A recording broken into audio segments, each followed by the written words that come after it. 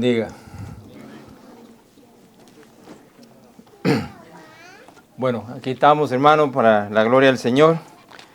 Y el pasaje de hoy, pues, tiene que ver con la serie que el hermano Clifford, pues, inició hace unos cuantos domingos atrás sobre los unos de los otros.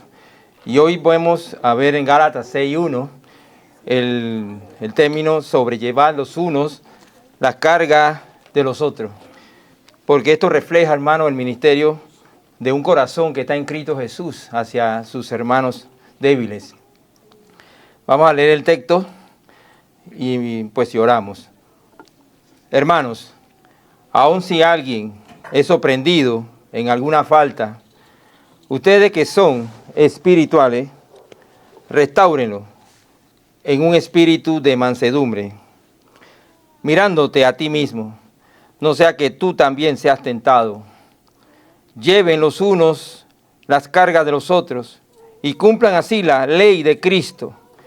Porque si alguien se cree que es algo, no siendo nada, se engaña a sí mismo. Pero que cada uno examine su propia obra y entonces tendrá motivo para gloriarse solamente con respecto a sí mismo y no con respecto a otros. Porque cada uno llevará su propia carga. Soberano Dios, te damos gracias en esta mañana por este momento, Señor.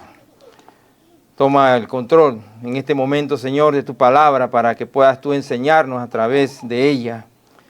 Porque es la única evidencia, Señor, de nuestro crecimiento espiritual.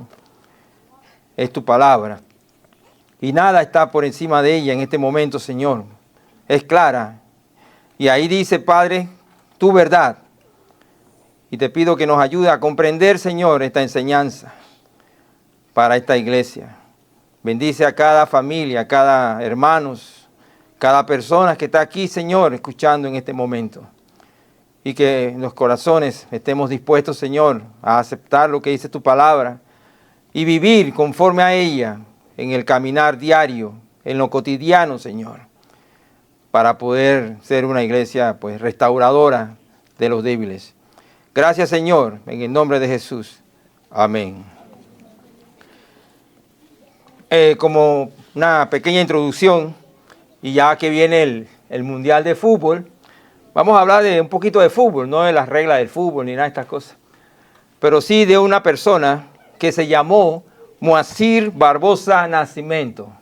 No soy brasileño, no sé cómo se pronuncia, ni portugués, pero este era un arquero que según lo que dice pues su biografía, el arquero de fútbol que murió 2 veces. Esta persona fue un futbolista brasileño muy destacado como guardameta, tan destacado que hizo historia con el club que él representó, el Club Vasco da Gama. En su carrera se destacó por ser el titular del equipo brasileño. Y jugó desde 1945 a 1953 con la selección brasileña. Cuando Brasil fue a jugar el Mundial de 1950, él a la final, con el empate, quedaban con la copa, pero perdió el 2-1 con el equipo de Uruguay esa vez, y le llamaron el Maracanazo. Y desde ahí, esto marcó el resto de la carrera de Moacir Barbosa, porque la mayoría de la sociedad brasileña le inculpó por esa derrota, la inculpó, y realmente fue triste para él, porque donde él llegaba lo señalaban, donde él llegaba hablaban de él, tanto así que cuando el Maracaná fue renovado, que agarraron los arcos para cambiarlo por lo de hierro, porque eran de madera, hacen una ceremonia y se lo dan a él para decir, llévate eso, símbolo de mala suerte. Y él lo agarró y lo quemó en su casa. Y después de 40 años, después ya anciano, en 1993, cuando la selección brasileña iba a hacer la preparación para ir al Mundial del 94, él quiso visitar a la selección porque ya estaba anciano y enfermo. Pero el cuerpo técnico de Mario Zagallo en ese momento le impidió la entrada porque dice, no, tú tienes mala suerte. Barbosa llegó a declarar en ese entonces, antes de morir, que la pena máxima en Brasil era por un delito, son 30 años. Pero yo, según él, he cumplido la condena durante toda mi vida. Por eso que hoy vamos a ver una estructura que hemos preparado de este texto, como en la primera parte, el que cae, el que restaura y el cómo restaura. Versículo 1 está claro y lo dice. La parte 2 dice la carga compartida como cumplimiento de la ley de Cristo. Versículo 2 y 3. Y la parte 3 es el examen personal, nosotros, examinándonos nosotros como fundamento para una iglesia restauradora. Entramos a la parte 1, hermano. El que cae, el que restaura y el cómo restaura. Dice la Biblia, hermanos, aún si alguien es sorprendido en alguna falta, ustedes que son espirituales, restáurenlo en un espíritu de mansedumbre, mirándote a ti mismo, no sea que tú también seas tentado. Y aquí hay una realidad, hermano. La realidad del pecado en una congregación que vive en el pacto del Señor. Todos nosotros estamos, y dice la Biblia, somos espirituales. Aquí se está mencionando el concepto de la espiritualidad dentro de la congregación de los Gálatas. Y la palabra que habla de sorprendido es un término que no implica en este caso necesariamente el pecado premeditado, el pecado calculado, el pecado repetitivo. No, aquí no habla de eso. Eso ya es un mensaje en otro aspecto. Ya esa es otra cosa. La apostasía es otra cosa, donde tú te vuelves en contra de Dios. Pero este pecado, hermano, es la idea de que uno, estando en la congregación de los santos, es atrapado por sorpresa, de ser alcanzado, que el pecado se adelantó antes de poder resistirlo. Y es un lenguaje que implica vulnerabilidad, hermano. Una vulnerabilidad humana, no una apostasía deliberada. Como ya le dije, ya hay otro mensaje para eso. Pero Pablo está hablando de esa fragilidad moral que acompaña a todo creyente mientras permanece en la carne de este cuerpo de muerte. Es un cristiano espiritual, hermano. Estamos hablando de que todos somos espirituales. Y la escritura es clara, hermano. La escritura es clara. El cristiano todavía sigue luchando con el pecado. Eso es así. Todavía sigue luchando. Y no porque no haya sido justificado. Porque allá en Romanos 8:1 dice que no hay condenación para los que están en Cristo Jesús. Los que no andan conforme a la carne, sino conforme al Espíritu. Lo que pasa es que sí debe haber una, y Pablo lo menciona aquí en más o menos, la santificación es un proceso que es progresivo, hermano. Es progresivo. Y esto es, y lo dice Filipenses 1:6, y lo comparto con ustedes, estoy convencido precisamente de esto. El que comenzó en ustedes la buena obra, la perfeccionará hasta el día de Cristo Jesús. O sea, en pocas palabras, hermano, nuestra vida es un continuo lucha por el pecado. Nadie está exento. La iglesia no es un lugar de santos perfectos. Es un hospital, hermano, de peregrinos en proceso de transformación. Todos estamos dentro de la misma canasta, del mismo mundo, hermano.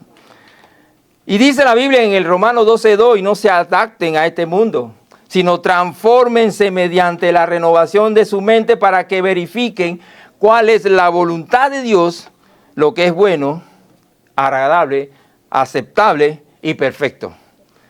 Entonces, si arrancamos por ahí, hermano, reconocer esto desde el principio, entonces debe cambiar radicalmente cómo debemos nosotros relacionarnos entre nosotros. Debe cambiar el concepto. Porque el salmista David lo entendió también. Por allá, cuando él cometió adulterio y cometió homicidio, no fue nada, ¿no? Estas dos cosas, por allá por 2 de Samuel, capítulo 11 y 12, en el versículo 12 del Salmo 51, él dice con un corazón compungido, restitúyeme el gozo de tu salvación. Hermano, al Dios que nosotros servimos es un Dios que levanta al caído. El Dios que servimos es un Dios que restaura al quebrantado de corazón. Lo dice Salmo 147:3. Y ese mismo carácter debe nosotros como iglesia influir en nosotros. Ese concepto de que Dios no rechazó a David en ese momento, sino que lo restauró y no lo desechó. Pero aquí viene el momento ahora de la identidad de quién puede restaurar a un hermano que es espiritual, pero ha tenido una sorpresa, es sorprendido. Y la Biblia dice claramente ahí, ustedes que son espirituales, y está llevando el concepto al espiritual. ¿Y quiénes son los espirituales? ¿Qué significa este concepto? Hermano, los espirituales no es la persona en la iglesia que tiene más talento. El espiritual no es el que tiene mayor tiempo en la iglesia. El espiritual no es el que mejor vive aparentemente su vida cristiana. No exactamente eso. Es el que camina bajo la dirección del Espíritu Santo, hermano. El que dirige, el que camina bajo esa dirección. El que lleva el fruto del Espíritu Santo. Porque ahí en Gálatas, los versículos anteriores, versículo capítulo 5, 16 en adelante, se habla del fruto del Espíritu Santo. El que tiene amor, gozo, paz, paciencia, benignidad, bondad, fe, mansedumbre y templanza. Eso no es un título, hermano. No es un título de ser altamente espiritual. Es una descripción de un discípulo ordinario que vive siempre rendido al Espíritu Santo. Por eso se le llama espiritual. Por eso se le llama espiritual. Es altamente relevante esta palabra, hermano. Porque en la tradición reformada, en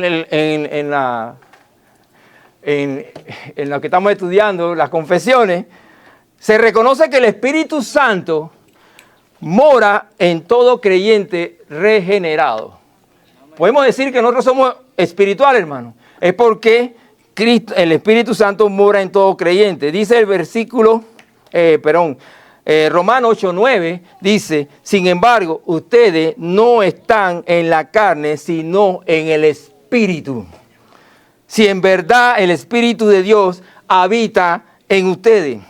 Pero si alguien no tiene el Espíritu de Cristo, el tal no es de él. Y Primera de Corintios 6:19 dice, y no saben ustedes que su cuerpo es templo del Espíritu Santo, que está en ustedes, el cual tiene de Dios, y que ustedes no se pertenecen a sí mismos. Por eso, hermano, cuando se habla del concepto de las confesiones bautistas que estamos nosotros estudiando, y vamos a seguir estudiando, se menciona que la morada del Espíritu Santo es entendida como la acción por la cual Dios soberano, en su soberanía, toma la residencia de la persona regenerada. Dios toma ese paso. Dios actúa para salvación, convirtiendo el corazón de piedra por un corazón de carne. Y es una regeneración. Dios permite que seamos nacidos de nuevo. Tienes que nacer de nuevo para ser espiritual. No es que usted va a ser espiritual porque cómo se comporta. No, porque usted nació y es regenerado por el Señor, Dios, el Dios soberano. Por eso la regeneración es la causa de la fe, no el resultado de la fe. Creemos porque hemos nacido de nuevo. No nacemos de nuevo porque creímos. No sé si se entendió eso. Hermano, es una causa. Dios nos salvó, nos regeneró para que creyéramos y fuéramos espirituales. Por tanto, ese ministerio de la restauración, hermano, no es exclusivo de los ancianos de la iglesia. No es exclusivo de los diáconos, de los pastores. No, hermano. Es de toda la iglesia.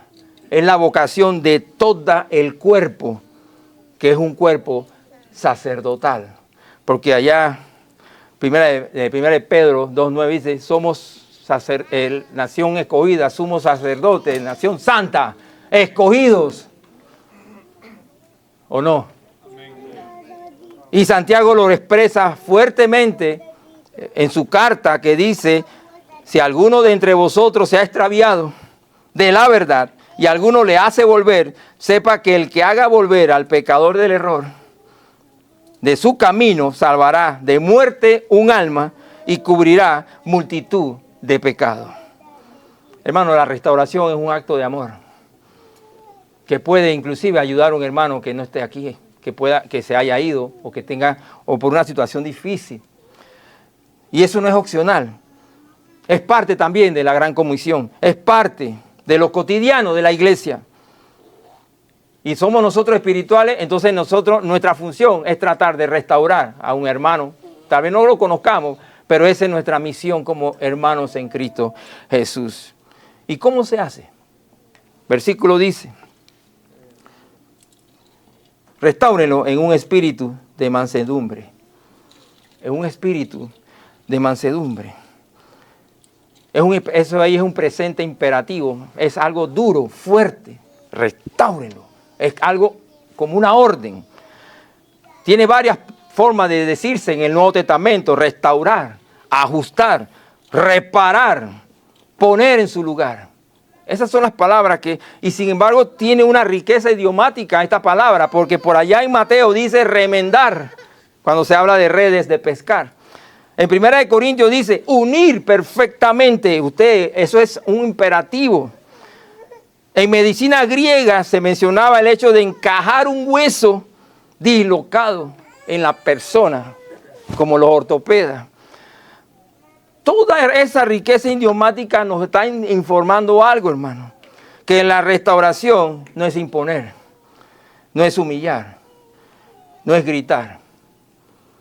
Es el paciente y compasivo trabajo de reubicar a quien se ha desplazado en su vida cristiana por una situación difícil que en ese momento esté sufriendo.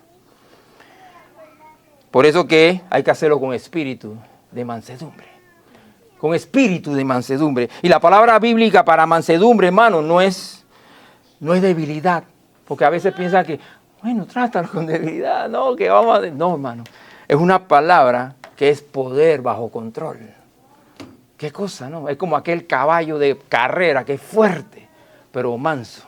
El mismo Jesús se dijo, yo soy manso y humilde. Tenía control. No es que iba a ser suave, no, fuerte. Y es un rasgo, la mansedumbre es un fruto del Espíritu Santo y es una advertencia también. Con mansedumbre, el mismo corazón debe ser manso y humilde. ¿Por qué, hermano? Porque la Biblia dice en el versículo, mirándote a ti mismo, no sea que tú también seas tentado.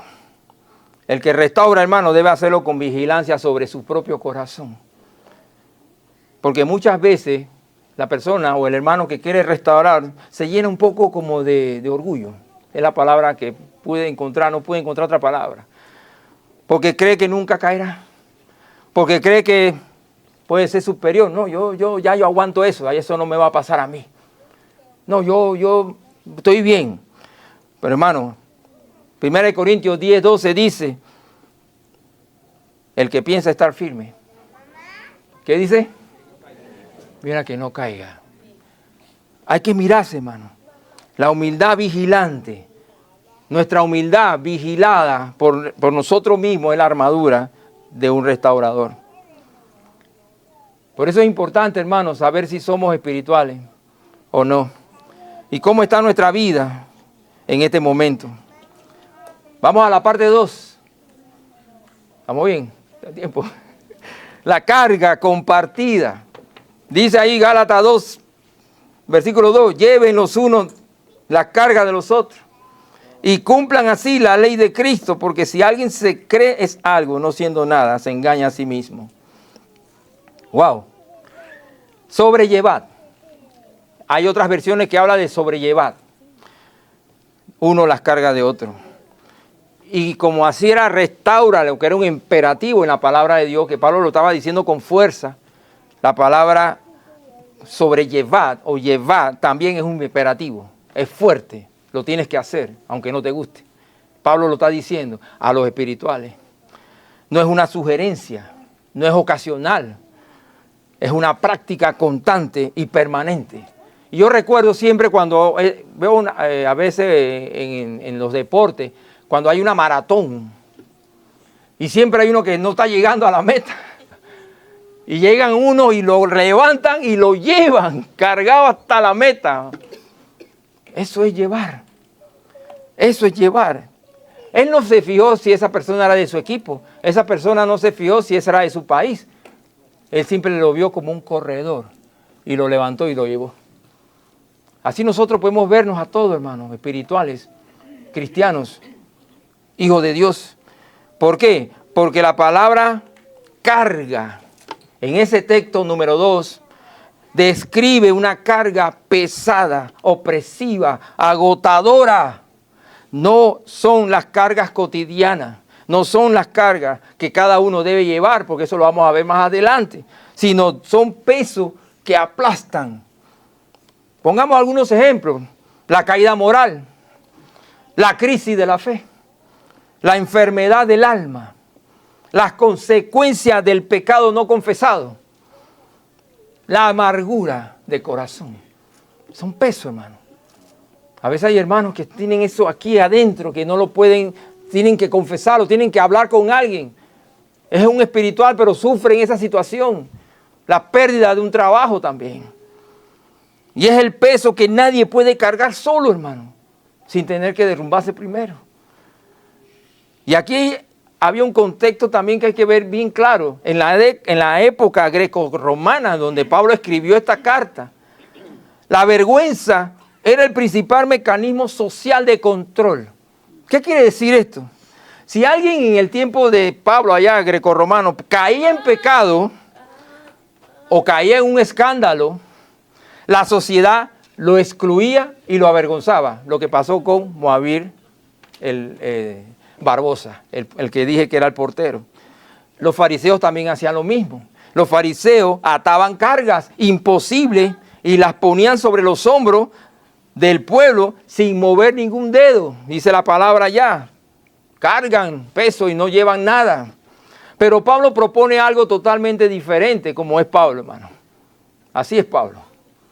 Y Pablo pone algo radicalmente que va contra lo que estaba pasando en ese momento en la sociedad grecorromana. La iglesia como comunidad del evangelio debe llevar las cargas juntos. No hay que señalar, sino ayudar. No hay que acusar, sino sostener. Eso era lo que Pablo estaba pensando para una iglesia. Pero este hermano, ¿qué le pasó? No, eso es lo que está escribiendo Pablo. Y eso tiene una raíz profunda en el Antiguo Testamento.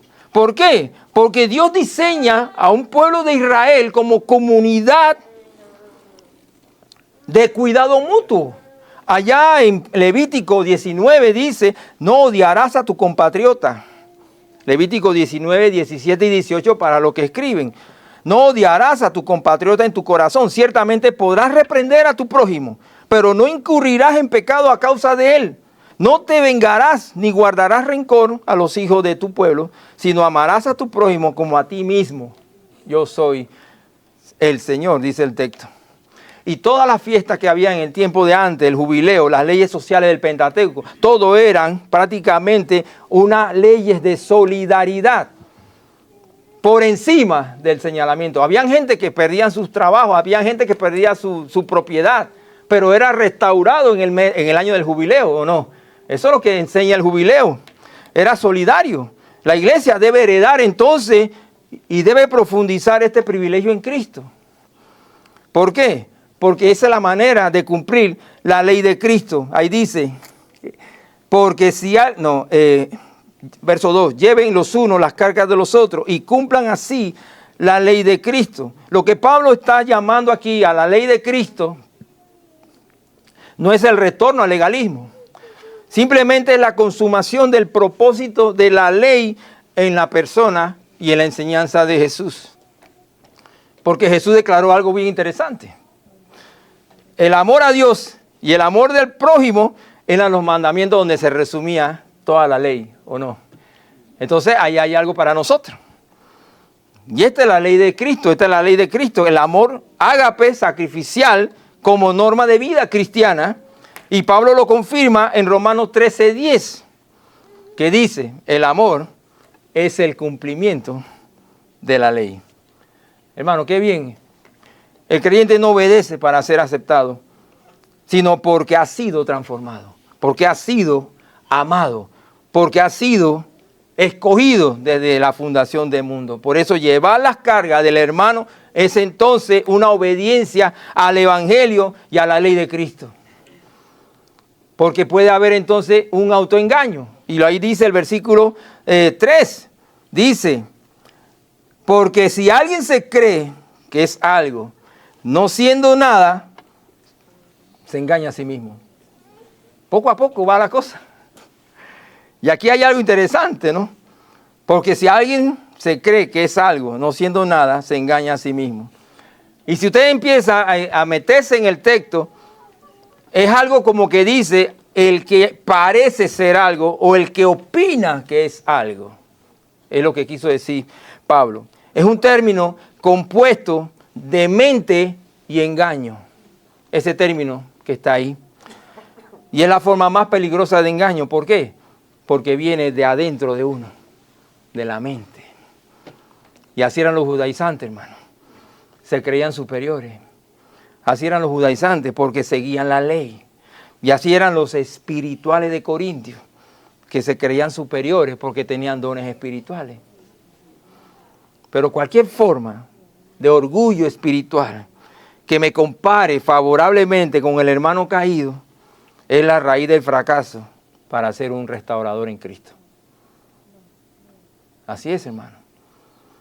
No me vayan ahora a sacar. Es lo que es así, hermano.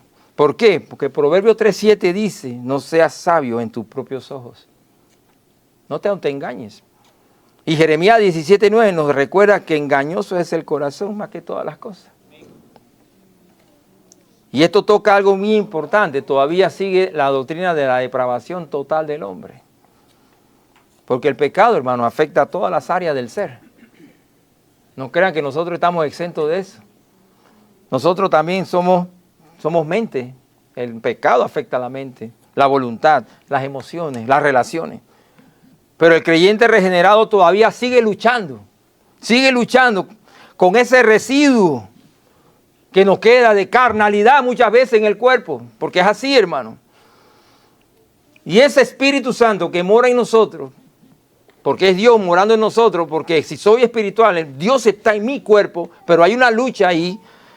El Espíritu Santo sigue mortificando progresivamente a esa persona. Dice la Biblia en Romanos 8:13, porque si ustedes viven conforme a la carne, habrán de morir. Pero si por el Espíritu hacen morir las obras de la carne, vivirán. Y dice Colosenses 3:5, por lo tanto, considérense los miembros de su cuerpo terrenal como muertos a la fornicación, a la impureza, a las pasiones, los malos deseos y la avaricia, que es idolatría. El Señor nos advierte. ¿Por qué nos advierte esto? Porque a pesar de que somos espirituales y tenemos al Señor, el Espíritu en nuestra vida, seguimos luchando con eso. Pero no podemos autoengañarnos, decir que yo soy superior. Porque si se cree, dice la Biblia, porque si alguien se cree que es algo no siendo nada, se engaña a sí mismo. Por eso es importante entrar en el versículo 4 y 6, que es el autoexamen. Y dice la Biblia ahí, pero cada uno examine su propia obra. Y entonces tendrá motivo para gloriarse solamente con respecto a sí mismo, no comparándose con otro y no con respecto a otro, porque cada uno llevará su propia carga. Y aquí hay un llamado, hermano, al autoexamen. Cada uno se someta a prueba por su propia obra.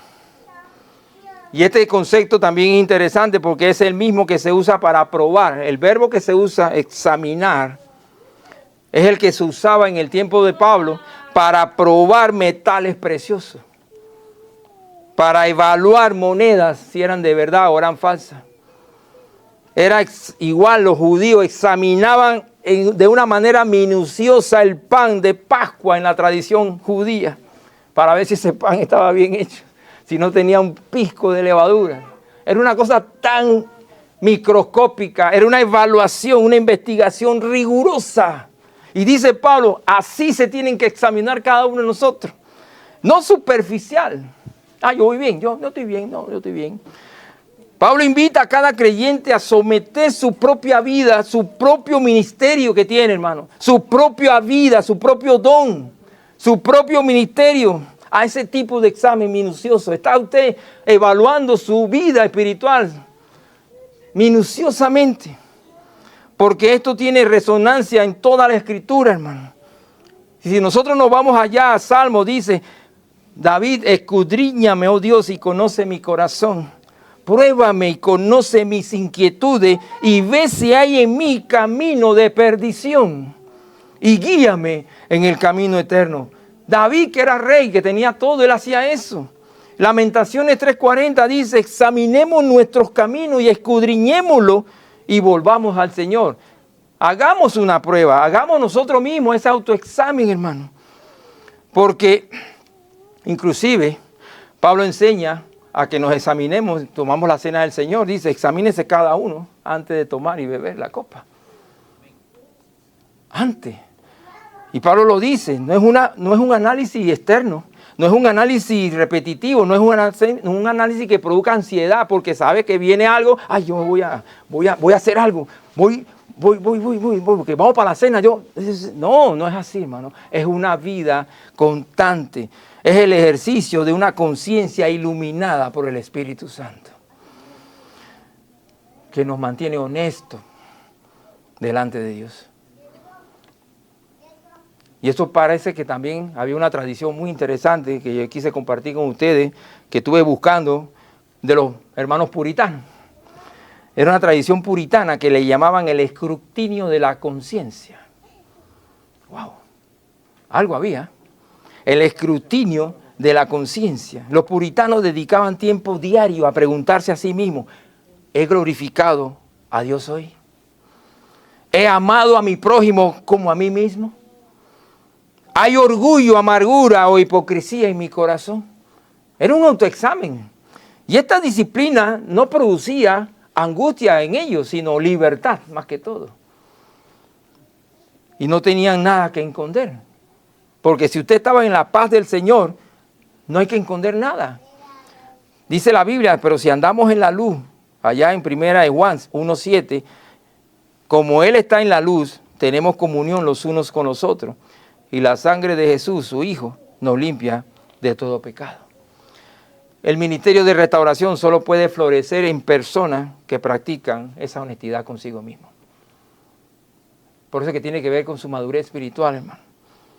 Y eso va a producir un gozo, porque dice la Biblia ahí, en el versículo, pero que cada uno se examine y entonces tendrá motivo para gloriarse.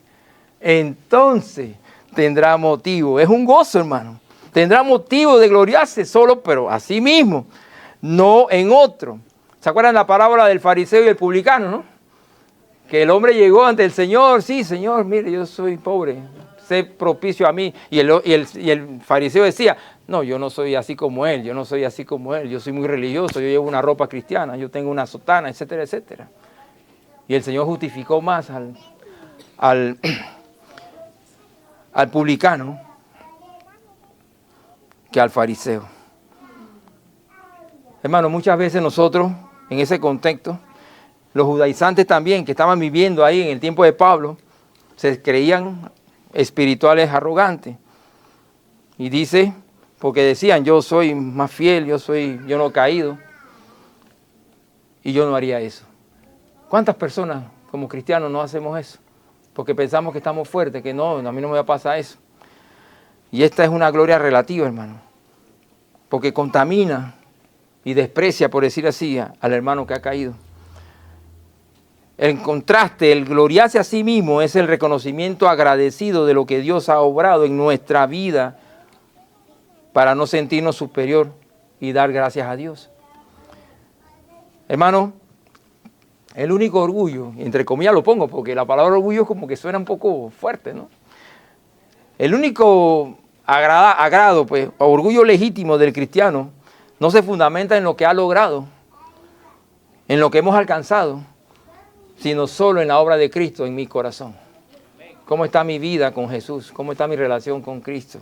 Todo lo que hagamos, cantemos, adoremos, hablemos, va a estar medido en eso.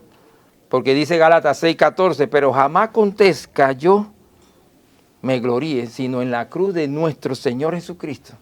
Miren lo que decía Pablo, por el cual el mundo ha sido crucificado para mí y yo para el mundo. Y esta es la raíz de toda evaluación correcta, la cruz. La cruz, hermano, la cruz de Cristo nivela, la cruz de Cristo humilla, la cruz de Cristo libera. Eso es, póngase ahí debajo de la cruz y póngase su examen para ver si lo pasamos primero. Y eso es importante. Nadie puede pararse ante el calvario del Señor y sentirse mejor que el hermano. No. No se puede sentir mejor que el hermano. Porque la carga, dice el versículo 5, ya casi terminamos, dice, porque cada uno llevará su propia carga. Su propia carga, hermano. La palabra carga aquí muchas veces se usa con el mismo idioma, como dice carga en el versículo 2 y carga en el versículo 5 se menciona que es lo mismo, pero la carga que vimos en el versículo 2 eran unos pesos aplastantes. En el versículo 5 habla de carga liviana. Es un paquete que cada soldado llevaba en su espalda. Era como una mochila. Cuando repartimos los Nuevos Testamentos en la escuela, todo el mundo, todos los niños llegaban con su mochila en la espalda y nadie la soltaba. Todo el mundo llevaba su mochila. Y así mismo habla Pablo, no es una contradicción, simplemente es una distinción. Porque hay cargas que debemos compartir y hay cargas que debemos llevar. ¿Qué carga? La crisis, la carga que debemos compartir, la crisis, las caídas, los dolores, los problemas con los hermanos. Pero también hay cargas que cada uno debe llevar, su vocación, su talento, su responsabilidad personal ante Dios, su mayordomía, los dones que ha recibido, sus finanzas, sus talentos, su vida devocional. Eso va en su mochila. Eso no se lo tiene que traer a la gente para que la iglesia lo cargue con eso. Cada uno tiene que llevar eso. Cada uno es responsable de su vida espiritual. Y como iglesia local nos podemos sostener mutuamente en la crisis, pero cada uno de nosotros debemos responder ante Dios por nuestras propias vidas. Porque al final de cuentas tenemos que ir al tribunal de Cristo, que vamos a ser allá juzgados, y nadie va a llevar tu mochila por ti. Tú tienes que ir donde el Señor con tu mochila. ¿O no? Y aquí entra la doctrina de la responsabilidad individual dentro del pacto de la iglesia. ¿Y qué es eso? Dios llama a cada uno por su nombre.